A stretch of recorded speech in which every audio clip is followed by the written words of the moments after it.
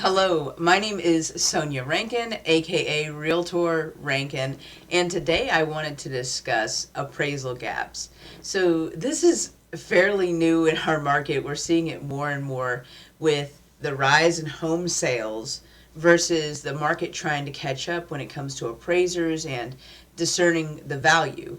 So what an appraisal gap is it's the difference between the fair market value as determined by a licensed appraiser and the offer price.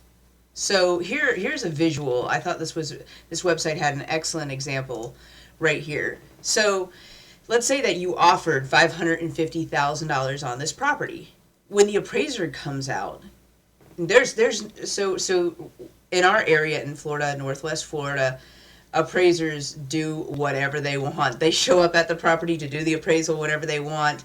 So what happens here, in my experience, is that the lender orders the appraisal, and the appraisal is paid for by the buyer. That's just part of your obligation as a buyer. When you're financing, that is. If you're paying cash, this is not necessary. But when you're financing, the company lending you money wants to know that the property you're purchasing is worth the money they're putting up for it. So that's just their way of protecting themselves. So you pay for an appraiser to go on out. The lender orders it. We don't have a lot of communication with the appraiser, unfortunately, and the lender is limited with how much they can communicate with the appraiser. So the appraiser kind of does their own thing. They come out and they look at the value of the property. Now, if it comes in what we call tidewater or low, then we have an appraisal gap. So me as your agent, I'm going to look at your property and look at what you want to offer for that property. And I can't always determine what an appraiser is going to do because I'm not a licensed appraiser. But what I can do is I can run a comparative market analysis before we get to the point of placing an offer and get a general idea that if the list price is around about what other properties in the area are selling for. So is it by a comparative market analysis, is the price around the right frame? So if I find that it's right at where it needs to be, then, and you want to offer, let's say you want to offer 20,000 over asking even. Let's say this was listed at 530 and you say you want to offer 550. Then I will probably ask you, it's something that I can't always predict because some appraisers just have wild ideas. Some appraisers have determined the market to be a certain way where I could not possibly predict, the number they will come up with, but I do my best. So if you were to offer 550 on a listing that was 530, it's uncommon to, offer $20,000 over, but let's say we did that. I, as your real estate agent, would then ask you, do you happen to have $20,000 cash, aside from closing cost, just in case they decided that just in case the appraisal came in at the value? Because let's say I already did my CMA and I said, yeah, 530, it seems to be right around there. According to the comparative market analysis, 530 seems to be the right price, but you love this house and you want to buy it, so you offer 550. So in that conversation, and it's not always going to come up, sometimes, and I've been surprised, where the appraisal comes in and it's perfect. It's exactly what we offered. We offered 550 and that was 20,000 over asking price, and it came in at 551. And then non-issue. It's okay as long as if the appraisal comes in over your offer price, then you just get instant equity. It's wonderful. Nothing changes with the offer. They never know. The selling side never knows what the appraisal comes in at unless it's low, and if we have to renegotiate with them. So sometimes when it does come in with a $20,000 gap, let's say that there is, we offered 550. And the asking price was 530, and so the appraisal comes in at 530 and our offer is 550. Now there's that gap. So at this point, we can either renegotiate with the seller and say, hey, listen, we're looking at this price and the appraisal came back low. can we meet halfway? Can you take, 10,000 off of that? Can we say 540? Or you can say, I love this house so much and I have the cash, I'll pay the 20,000 gap. So, the sellers expect to receive what they are offered. And sometimes you can't predict that there's going to be a tidewater appraisal that comes in. So, long story short, when it comes to the appraisal gap, it kind of puts us back in renegotiation mode. If this property is listed for 530 and you want to offer 20,000 over asking price, some good listing agents would ask for appraisal gap coverage. And when they ask for that, what they're saying is that, yes, I like this offer, but are you willing to back up your offer? Just in case it doesn't appraise for $550,000, are you willing to cover the $20,000 gap between our listed price of $530 and your offer price of $550? I'm not positive, as a listing agent, I'm not positive that it's going to actually appraise. So I want to create an insurance basically for my sellers that protects them. So are you willing to offer appraisal gap coverage? And we'd write that in you and I, you as the buyer, me as the buyer's agent, I would write that into the contract, just basically to state that appraisal gap coverage not to exceed 20,000, not to exceed the offer price.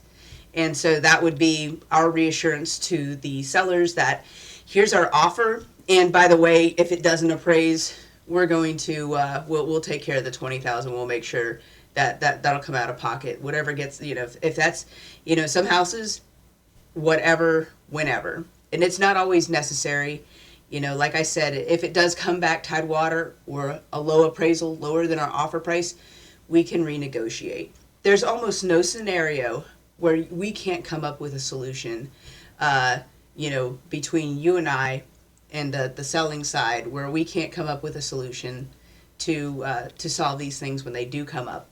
So appraisal gap is a scary three-letter word, but it really it's not so bad when you break it down. Here is the official definition over here. It's the difference, like I said, the difference between fair market value determined by the appraiser and the amount you agreed to pay for the home, your offer price. So I thought that was pretty interesting. So if you're cautioned about a possible appraisal gap, it just means that I looked at the numbers and the listing price is either spot on or close, and anything over that, there's a risk for an appraisal gap, and I'm just trying to protect you. And you can always put in an offer where there could be an appraisal gap, and we can renegotiate if that comes up.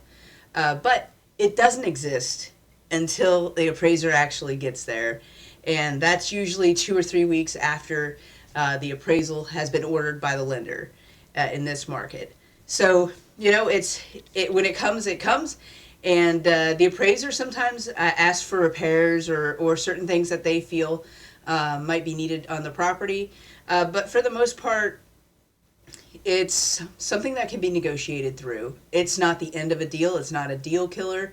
It just means we have to refine our offer, perhaps, or find a solution where both the seller and the buyer are happy. So that's the appraisal gap. I'll give you one more look at the infograph. That's just it. It's the difference between the appraised value and the offer price, the contract price. And again, like I've had a lot of buyers say, well, what's the gap going to be? I'm a licensed real estate agent, not a licensed appraiser, unfortunately.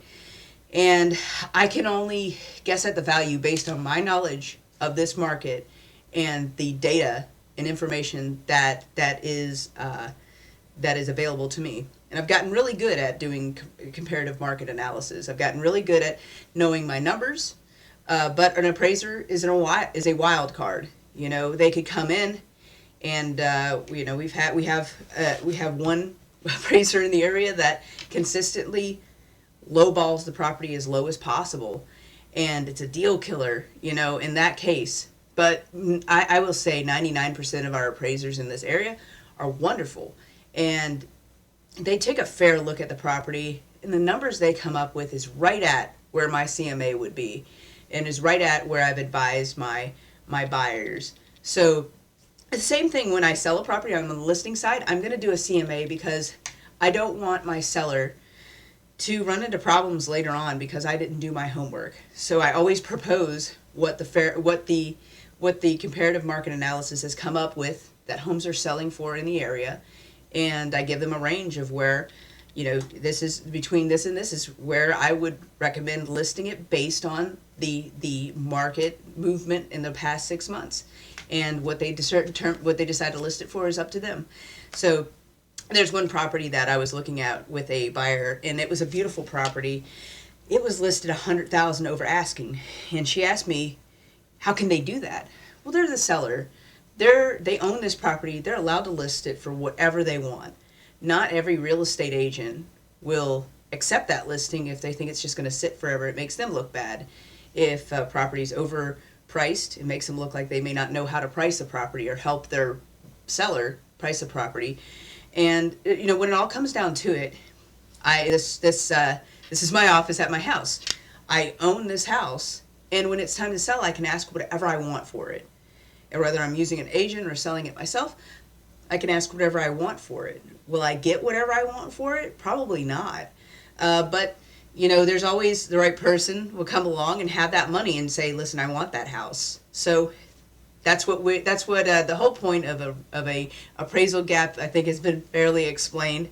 And the reason we have appraisal gaps is because the market is always changing, and there are different appraisers that come in, and we can't really determine who we're going to use. It's all up to the lender and who's available. A lot of lenders use agencies that handle appraisals, and it's kind of on a bidding process, on a bidding scale. So like whoever bids and accepts it gets it. So we're kind of at the mercy, especially in this market. We are very short on appraisers for the amount of homes that are selling. So when it comes down to it, if you're working with me and there's an appraisal gap that's unexpected or expected, we'll work through it. We'll find a solution.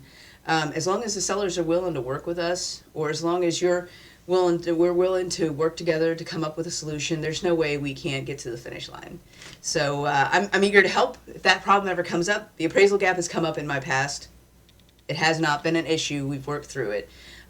There's been a lot of transactions where I said, hey, listen, there might be an appraisal gap, so beware of that, and inform my buyers.